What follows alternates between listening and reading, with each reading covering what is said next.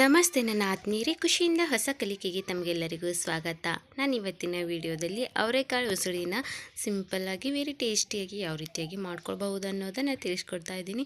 ತುಂಬಾ ಸ್ವಾದಿಷ್ಟಕರವಾದ ಅವರೆಕಾಳು ಉಸುಳಿನ ಹೇಗೆ ಮಾಡ್ಕೊಳ್ಬಹುದು ಅನ್ನೋದನ್ನು ಮೊದಲಿಗೆ ನೋಡ್ಕೊಳ್ಳೋಣ ಬನ್ನಿ. ನೋಡಿ, ಮನೆಯಲ್ಲಿ ಅವರೆಕಾಯಿನ ತಂದಿರ್ತೀರ, ಅವು ಒಣಗೋಗಿರುತ್ತೆ. ಅವು ವೇಸ್ಟ್ ಮಾಡ್ಕೊಳ್ಳೋದಕ್ಕಿಂತ ಈ ರೀತಿಯಾಗಿ ಉಸುಳಿನ ಮಾಡಿಕೊಂಡ್ರೆ ತುಂಬ ಚೆನ್ನಾಗಿರುತ್ತೆ. ನೋಡಿ, ನಾನು ಒಣಗಿರುವಂತಹ ಅವರೆಕಾಯನ್ನು ಬಿಚ್ಕೊಂಡು ಅವರೆಕಾಳನ್ನು ಸಪ್ರೇಟ್ ಮಾಡ್ಕೊಳ್ತಾ ಇದ್ದೀನಿ. ನೋಡಿ, ನಿಮ್ಮ ಮನೆಯಲ್ಲಿ ಒಣಗಿರುವಂತಹ ಅವರೆಕಾಯಿ ಇತ್ತು ಅಂತಂದರೆ ವೇಸ್ಟ್ ಮಾಡ್ಕೊಳ್ಳೋಕೆ ಹೋಗಬೇಡಿ. ಈ ರೀತಿಯ ಒಳಗಿರುವಂತಹ ಬೀಜವನ್ನು ಸಪ್ರೇಟ್ ಮಾಡಿಕೊಂಡು ಅದರಿಂದ ಉಸುಳಿ ಮಾಡ್ಕೊಂಡು ತಿಂದರೆ ತುಂಬಾ ಚೆನ್ನಾಗಿರುತ್ತೆ ಅಂತಲೇ ಹೇಳ್ಬೋದು. ಇದು ಟೀ ಟೈಮ್ ಜೊತೆಗೆ ಅಂತೂ ಸೂಪರ್ ಆಗಿರುತ್ತೆ. ಇದರಿಂದ ಪಲ್ಯನೂ ಕೂಡ ಮಾಡ್ಕೊಳ್ಬಹುದು. ಅದು ಮುಂದಿನ ವಿಡಿಯೋದಲ್ಲಿ ನಾನು ನಿಮಗೆ ತಿಳಿಸ್ಕೊಡ್ತಾ ಇದ್ದೀನಿ. ಅವರೆಕಾಳು ಗ್ರೇವಿನೂ ಕೂಡ ಮಾಡ್ಕೊಳ್ಬಹುದು.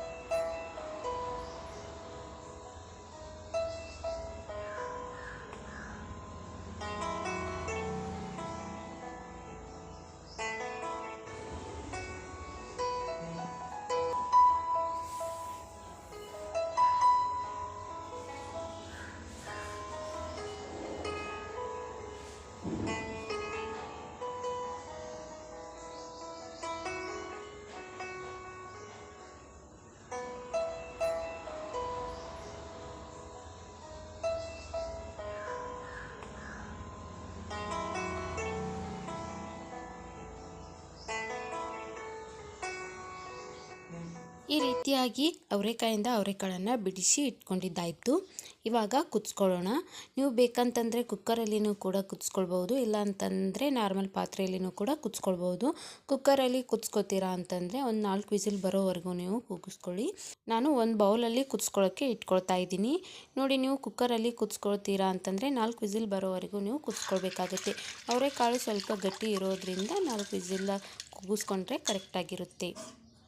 ನಾರ್ಮಲ್ ಪಾತ್ರೆಯಲ್ಲಿ ಕುದಿಸ್ಕೊಳ್ಳೋಕ್ಕೆ ಸ್ವಲ್ಪ ಟೈಮ್ ಹಿಡಿಯುತ್ತೆ. ಕೈಗೆ ಒತ್ತಿದ್ರೆ ಪೂರ್ತಿ ನುಣ್ಣಗಾಗಿರಬೇಕು, ಅಲ್ಲಿವರೆಗೂ ನಾವು ಕುದಿಸ್ಕೊಳ್ಬೇಕಾಗುತ್ತೆ. ಆನಂತರ ನಾನು ನೀರನ್ನು ಹಾಕ್ಕೊಂಡು ಒಂದು ಸಲ ಚೆನ್ನಾಗಿ ವಾಶ್ ಮಾಡಿಕೊಂಡು ಇಟ್ಕೊಳ್ತಿದ್ದೀನಿ. ಆನಂತರ ಮತ್ತೆ ನೀರನ್ನು ಹಾಕಿ ಅದಕ್ಕೆ ರುಚಿಗೆ ತಕ್ಕಷ್ಟು ಉಪ್ಪನ್ನು ಹಾಕಿ ಕುದಿಸ್ಕೊಳ್ಳೋಕ್ಕೆ ಇಟ್ಕೊಂಡು ಬಿಡೋಣ. ನಾನು ಮೊದಲಿಗೆ ಹೇಳಿರೋ ಹಾಗೆ ಪೂರ್ತಿ ಸಾಫ್ಟ್ ಆಗೋವರೆಗೂ ಕುದಿಸ್ಕೊಳ್ಬೇಕಾಗತ್ತೆ.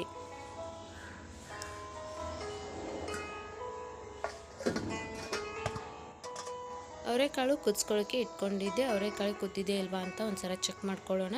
ನೀವು ಕುಕ್ಕರಲ್ಲಿ ಇಟ್ಕೊಂಡಿದ್ರೆ 4 ವಿಸಿಲ್ ಬಂದರೆ ಕರೆಕ್ಟಾಗಿ ಕುದ್ದಿರುತ್ತೆ. ನಾನು ಈ ಪಾತ್ರೆಯಲ್ಲಿ ಕುದಿಸ್ಕೊಳ್ತಾ ಇರೋದ್ರಿಂದ ಕೈಯಿಂದ ಹಿಚ್ಕಿ ನೋಡ್ತಾ ಇದ್ದೀನಿ. ನೋಡಿ, ಈ ರೀತಿಯಾಗಿ ನುಣ್ಣಗಾಗಿದ್ದರೆ ಸಾಕು. ನೀವು ಕುಕ್ಕರಲ್ಲಿ ಕುದಿಸ್ಕೊಳ್ಳುವಾಗ ಈ ರೀತಿಯಾಗಿ ನುಣ್ಣಗೆ ಬಂದಿಲ್ಲ ಅಂತಂದರೆ ಇನ್ನೂ ಒಂದು ವಿಸಿಲ್ಲು ನೀವು ಕೂದಿಸ್ಕೊಳ್ಬೇಕಾಗತ್ತೆ. ನೋಡಿ, ಅವರೆಕಾಳನ್ನು ಕುದಿಸ್ಕೊಂಡಿದ್ದಾಯಿತು. ಹಾಗೆ ಒಂದು ಬೌಲನ್ನು ಇಟ್ಕೊಂಡಿದ್ದೀನಿ. ಅದಕ್ಕೆ 1 ಸ್ಪೂನ್ ಆಗುವಷ್ಟು ಎಣ್ಣೆಯನ್ನು ಬಿಸಿ ಮಾಡ್ಕೊಳ್ಳೋಕ್ಕೆ ಇಟ್ಕೊಂಡು ಆನಂತರ ಅದಕ್ಕೆ ಒಂದು ಸ್ವಲ್ಪ ಜೀರಿಗೆಯನ್ನು ಹಾಕ್ಕೊಳ್ತಾ ಇದ್ದೀನಿ. ಜೀರಿಗೆ ಸ್ವಲ್ಪ ಚಿಟಪಟ ಅಂದ ನಂತರ ಸಾಸಿವೆಯನ್ನು ಕೂಡ ಹಾಕ್ಕೊಳ್ಳಿ.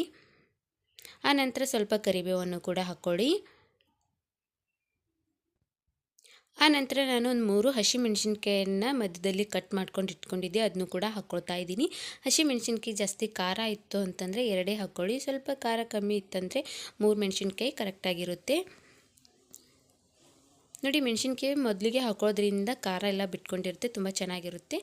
ಆ ನಂತರ ಸ್ಪ್ರಿಂಗ್ ಆನಿಯನ್ನ ಹಾಕ್ಕೊಳ್ತಾ ಇದ್ದೀನಿ. ನೋಡಿ, ಗಡ್ಡೆ ಈರುಳ್ಳಿನ ಬಳಸ್ಕೊಳ್ಬೇಕು ಅಂತ ಅನಿಸಿದ್ರೆ ಗಡ್ಡೆ ಈರುಳ್ಳಿನೂ ಕೂಡ ಯೂಸ್ ಮಾಡ್ಕೊಳ್ಬಹುದು, ಇಲ್ಲಾಂತಂದರೆ ಸ್ಪ್ರಿಂಗ್ ಆನಿಯನ್ ಕೂಡ ಯೂಸ್ ಮಾಡ್ಕೋಬಹುದು. ಅವರೆಕಾಳು ಉಸುಳಿಗೆ ಸ್ಪ್ರಿಂಗ್ ಆನಿಯನ್ ಯೂಸ್ ಮಾಡ್ಕೊಂಡಿದ್ರೆ ಟೇಸ್ಟು ತುಂಬ ಚೆನ್ನಾಗಿರುತ್ತೆ. ಇತ್ತು ಅಂತಂದರೆ ಸ್ಪ್ರಿಂಗ್ ಆನಿಯನ್ ಹಾಕ್ಕೊಳ್ಳಿ, ಇಲ್ಲ ಅಂತಂದರೆ ಗಡ್ಡೆ ಈರುಳ್ಳಿನ ನೀವು ಯೂಸ್ ಮಾಡ್ಕೊಳ್ಬಹುದು, ಅದನ್ನು ಕೂಡ ಟೇಸ್ಟು ಚೆನ್ನಾಗಿರುತ್ತೆ. ಎಲ್ಲವನ್ನು ಹಾಕ್ಕೊಂಡ ನಂತರ ಚೆನ್ನಾಗಿ ಒಂದು ಸಲ ಎಣ್ಣೆಯಲ್ಲಿ ಮಿಕ್ಸ್ ಮಾಡ್ಕೊಂಡು ಬಿಡೋಣ. ಆನಂತರ ಒಂದು ಸ್ವಲ್ಪ ಉಪ್ಪನ್ನು ಹಾಕ್ಕೊಳ್ಳೋಣ. ಮೊದಲಿಗೆ ಅವರೆಕಾಳು ಕುದಿಸ್ಕೊಳ್ಳುವಾಗೂ ಕೂಡ ನಾನು ಉಪ್ಪು ಹಾಕ್ಕೊಂಡಿದ್ದೆ. ಇವಾಗ ಚಿಟಿಕೆಯಷ್ಟು ಮಾತ್ರ ಉಪ್ಪನ್ನು ಹಾಕ್ಕೊಳ್ಳಿ. ಆನಂತರ ಒಂದು ಸ್ವಲ್ಪದಷ್ಟು ಶೇಂಗಾವನ್ನು ಹಾಕ್ಕೊಳ್ಳಿ. ಆನಂತರ ನಾನು ಒಂದು ಟೊಮೊಟೊನ ಕಟ್ ಮಾಡ್ಕೊಂಡು ಇಟ್ಕೊಂಡಿದ್ದೆ, ಅದನ್ನು ಕೂಡ ಹಾಕ್ಕೊಳ್ತಾ ಇದ್ದೀನಿ. ಇದನ್ನು ಕೂಡ ಎಣ್ಣೆಯಲ್ಲಿ ಚೆನ್ನಾಗಿ ಫ್ರೈ ಆಗಲಿ. ಅವರೆಕಾಳು ಉಸುಳಿ ಮಾಡ್ಕೊಳ್ಳೋಕ್ಕೆ ಜಾಸ್ತಿ ಇಂಗ್ರೀಡಿಯೆಂಟ್ಸ್ ಏನು ಬೇಕಾಗೋದಿಲ್ಲ. ಸ್ವಲ್ಪ ಇಂಗ್ರೀಡಿಯೆಂಟ್ಸಲ್ಲಿ ಸೂಪರ್ ರುಚಿಯಾಗಿರುವಂತಹ ಅವರೆಕಾಳು ಉಸುಳಿನ ಮಾಡ್ಕೊಳ್ಬಹುದು. ಇಷ್ಟೇ ಮೂರೇ ಇಂಗ್ರೀಡಿಯೆಂಟ್ಸನ್ನು ಬಳಸ್ಕೊಂಡು ನಾವು ಬೇಗನೆಯೂ ಕೂಡ ಮಾಡ್ಕೊಳ್ಬಹುದು. ಆ ನಂತರ ಇದಕ್ಕೆ ನಾನು ಒಂದು ಚಿಟಿಕೆಯಷ್ಟು ಅರಿಶಿನ ಪುಡಿಯನ್ನು ಹಾಕ್ಕೊಂಡು ಮತ್ತೆ ಮಿಕ್ಸ್ ಮಾಡ್ಕೊಳ್ತಾ ಇದ್ದೀನಿ.